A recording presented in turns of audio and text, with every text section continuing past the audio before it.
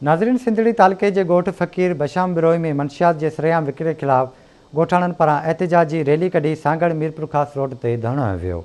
उन ई मौक़े ते एहतिजाज कंदड़नि आवाज़ टीवी जे रिपोर्टर शाहजहान शर सां कहिड़ा वीचार वंडिया आहिनि, अचो त ॾिसूं।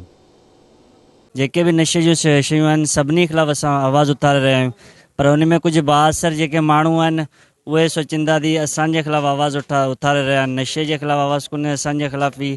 पोइ उहे कॉल करे छोकिरनि खे धमकी बि ॾिनी आहे ऐं असांजे हिकिड़े छोकिरे ते हमिलो बि कयो आहे। फ़कीर हाजी बशाम बिरोही मां ही मनशियात बिल्कुलु ख़तमु थिए, असां इहो था चाहियूं। त ही बार बार मूंखे धमकियूं बि ॾे, ॿ टे दफ़ा अॻु में धमकियूं ॾिनियूं, चए त तोखे मारंदुसि। त कल्ह राति मूं ते हमिलो कयो आहे। पुलिस वटि वियासीं पर पुलिस वारनि बि उहे उनजे साइड ते आहिनि, कुझु उन्हनि कोन कयो। पर हाणे असां आहियूं त आला जेके अफ़सर आहिनि उन्हनि सां इहो मुताबिला कयूं था, इंसाफ़ करियो असां सां। उहे एतिरा पावरफुल आहिनि जो कंहिंखे बि कुटे वठनि था पिया, कंहिंसां विड़ी सघनि था पिया। जेकॾहिं पोस्टर खणंदे विढ़नि था पिया, कंहिं वटि आहियूं, पुलिस बि ॻाल्हि नथी ॿुधे पई, आख़िर कंहिं वटि ईंदासीं। लाज़मी ॻाल्हि आहे असां मीडिया जे थ्रू जेको आहे सो आला ऑफिसरनि ताईं पंहिंजी दांह पुॼायूं था। इंशाअल्लाह ताला उमेदु रखूं था त जेको आहे सो इन्हनि जे ख़िलाफ़ कार्रवाई थींदी। पूरे तालके सिंधड़ी में वखर जी मुनशियात विकामे पई, ॿुधूं पिया ॾिसूं पिया। इंतज़ामिया मुलविस आहे, हुनजो गुज़र बि नहीं थी आहे, शायदि नथा बंदि कराइनि।